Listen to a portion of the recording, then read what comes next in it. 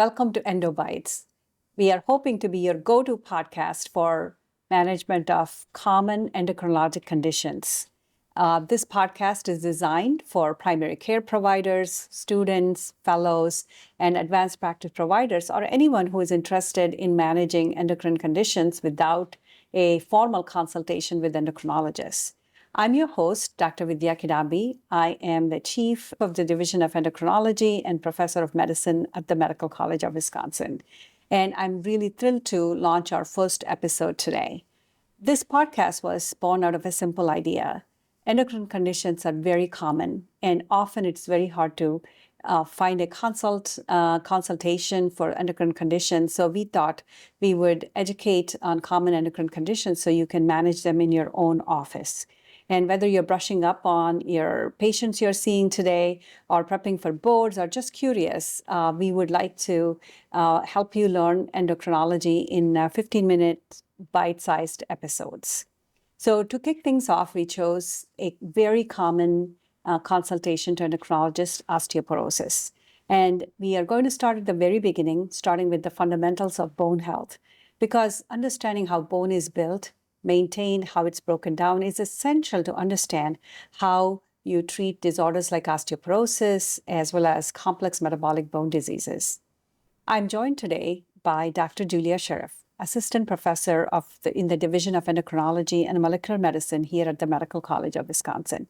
Julia is a fantastic clinician and an educator, and I'm so glad she's here to start off this episode. Julia, welcome to Endo Bites. Thanks, Srividya. I'm very excited to be a part of this series and help people learn more about bone physiology, make it more accessible and clinically relevant. All right, so we'll go ahead and get started. My first question to you is that, how is bone formed and resorbed? That's a loaded question. There's a lot involved in bone formation and resorption, but we'll break it down to the cellular level. So bone formation is typically done by osteoblasts. So that's the main cell doing bone formation.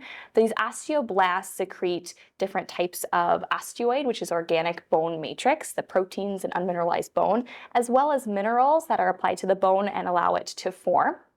Osteoblasts interact with osteoclasts, which are the opposite, sort of. These cells break down bone or resorb bone. Bone resorption is very important as well because you can't have bone resorption without bone formation. These osteoclasts, I think of them as like Pac-Man cells where they're kind of eating up the bone a little bit, if you think of that analogy, and breaking down those parts of the bone, the mineralized bone and the organic bone matrix. These osteoclasts have a ruffled border at the edge where they adhere to the bone. They secrete enzymes called lysozymes or proteases. They break down the bone components, they take them up and then release them. These cells interact as well via various different mechanisms. So one way is direct cell contact. They also interact via something called rank ligand and rank binding. Rank ligand is something that is on the osteoblasts, and this binds to the osteoclasts where they contain rank.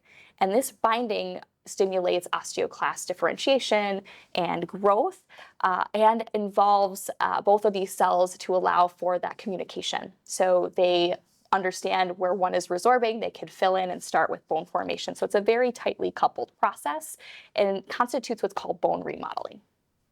Oh, that's excellent. So the bone remodeling, it looks like it's essential as people do variety of activities. You need to build the bone to fit their lifestyle. So if there's a runner, if they're not running, there is a certain type of stresses. So the bone osteoclasts need to remodel so that a bone gets strengthened in a certain areas that their body needs. Yes, areas of stress. So tension, mechanical loading, stress on the bone send signals that stimulate this remodeling process. And it's essential, especially if you have an injury or a fracture or something like that, to shape the bone and strengthen it again. Excellent. The other important thing that comes up, I've heard of the term peak bone mass. And so please explain what's a peak bone mass and why does it matter? And does it have, is it age dependent? And, how does this affect remodeling and things like that? Yes. Peak bone mass is very important. It's the the end of our skeletal maturity, so how much bone we actually attain at the end of that time frame. It usually occurs around 20 to 30 years of age. Usually it's a little bit later in men than in women. And it's important because if you don't achieve your peak bone mass, it only tends to go down from there in terms of your bone density. So you want to try to get the most bone you can during that time frame. And it's very important because you want to make sure you're preventing any excessive loss of bone in the future, which can lead to osteoporosis. So if you, for instance, during that time frame, don't get enough nutrition, if you have somebody who has an endocrine disorder, for instance, where they don't make the proper hormones like estrogen and testosterone, you can get bone loss and actually not achieve that peak bone mass by the time you're 20 or 30 years old. And then again, we start to lose bone over that time more gradually and then more rapidly after menopause as well. So that's another aspect that can kind of be involved in that peak bone mass as well. Yeah, so I think the kids should listen and have their calcium and vitamin D and protein intake during that time frame. So, is it true that I've heard that all of us lose bone from after we reach peak bone mass, like 1 to 2% per year, right? So everyone kind of loses some of it, and so it's very important to reach the peak bone mass. You talked a little bit about the hormones and, particularly in women. So just talk a little bit about how menopause affects bone loss and remodeling, and how that puts, women at risk for osteoporosis. Women, as we know, are more increased risk of osteoporosis than men just by the fact that we start screening them younger. So we actually screen women at age 65. And that reason is, again, that what you mentioned, menopause. Menopause happens to all women at varying ages, but usually between 50, 55, roughly.